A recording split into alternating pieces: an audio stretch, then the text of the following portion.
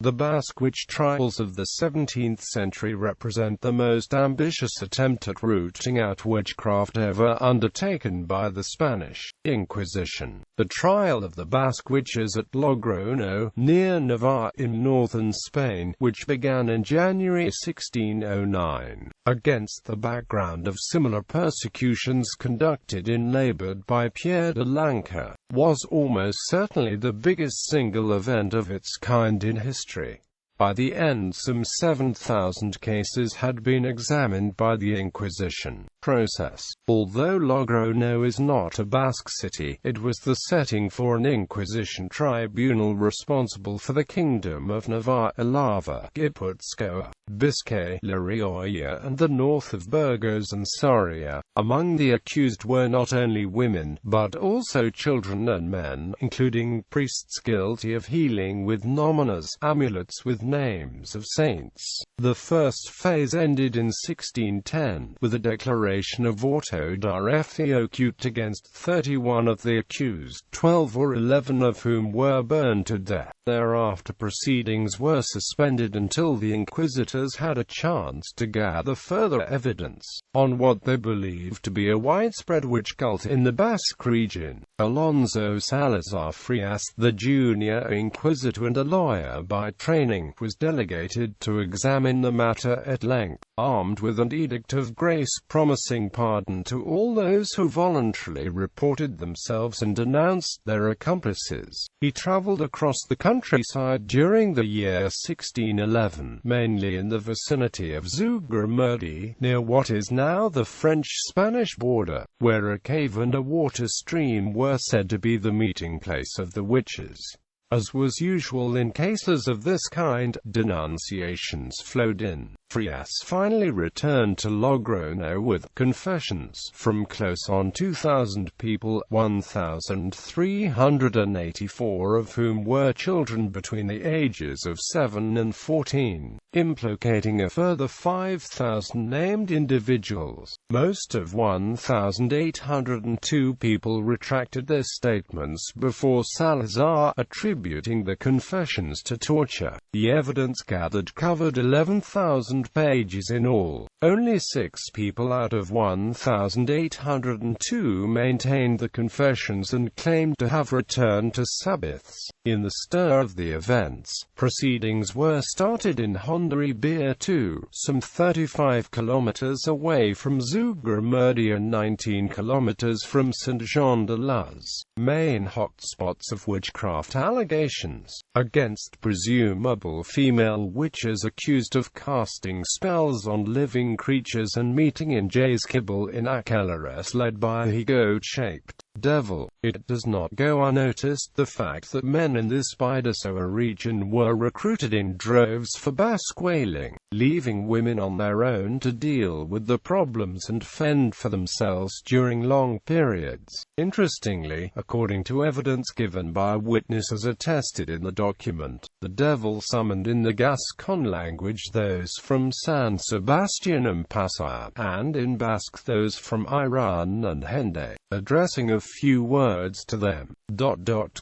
Skepticism. Although the belief in Basque witches was widespread among the Spanish populace, the Spanish Inquisition of the Basque region was more inclined to persecute Protestants, conversos, and those who illegally smuggled banned books into Spain. As far back as 1538, the Council of Inquisition had warned judges not to believe all that they read in Malleus Maleficarum, the infamous witch-finding text. In March 1610, Antonio Venegas de Figueroa, the Bishop of Pamplona, sent a letter to the Inquisition in which he claimed that the witch hunt was based on lies and self-delusion, and that there had been little knowledge of witchcraft in the region before the outset of the trials. Contrary to the usual picture of the Inquisition, ready to believe all and every confession of wrongdoing, Salazar, the youngest judge in a panel of 3, was also skeptical about the whole thing.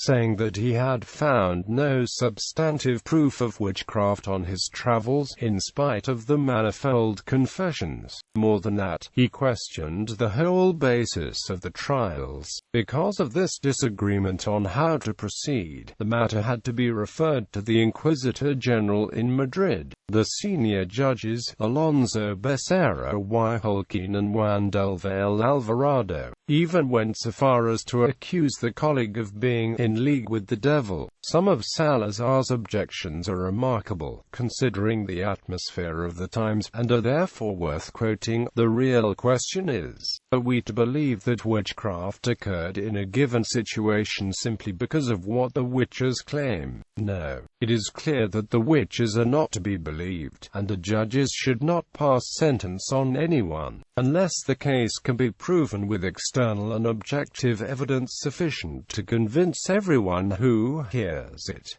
and who can accept the following: that a person can frequently fly through the air and travel 100 leagues in an hour, that a woman can get through a space not big enough for a fly, that a person can make himself invisible, that he can be in a river or the open sea and not get wet, or that he can be in bed at the Sabbath at the same time, and that a witch can turn herself into any shape she fancies, be it housefly or raven. Indeed, these claims go beyond all human reason and may even pass the limits permitted by the devil. The Inquisitor General appeared to share his view that confession and accusation on their own were not enough. For some time the Central Office of the Inquisition had been skeptical about claims of magic and witchcraft, and had only sanctioned the earlier burnings with considerable reluctance, and only because of the reported mood of panic from Logroño. In August 1614 it ruled that all of the trials pending at Logroño should be dismissed. At the same time it issued new and more rigorous rules of evidence that brought witch burning in Spain to an end, long before the Protestant North. Discussion. The background and circumstances leading to the events unleashed are not unknown to us,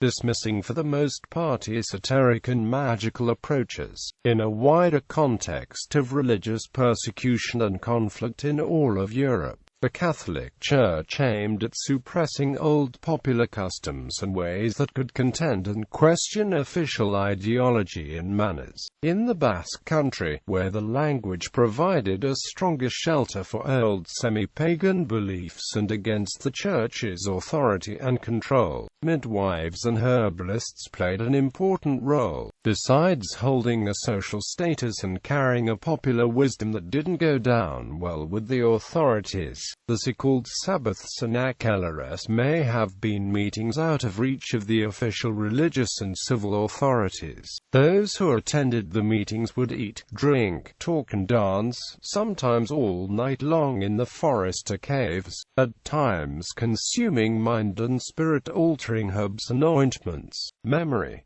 It was reported that the witches of Zugarramurdi met at the meadow of Aquelarre. Even today, Aquelarre is the Spanish word for a black Sabbath. The village of Zugarramurdi holds the Witchcraft Museum, highlighting the appalling events of the early 17th century, where the memory of the victim villages is dignified. Aquelarre was a 1984 Spanish film by Pedro Oler about these trials. Zugarramurdi now celebrates the witches with a feast by the cave on Midsummer's Eve, June 23, the folk date for the summer solstice. The Basque witch trials are also featured as a subplot in Season 4 of the HBO series True Blood, when the spirit of a powerful witch, Antonia Gavilan, fed upon, tortured and condemned to death by vampire priests in the city of Logroño in 1610, takes possession of a modern-day Wiccan in order to exact revenge on vampires.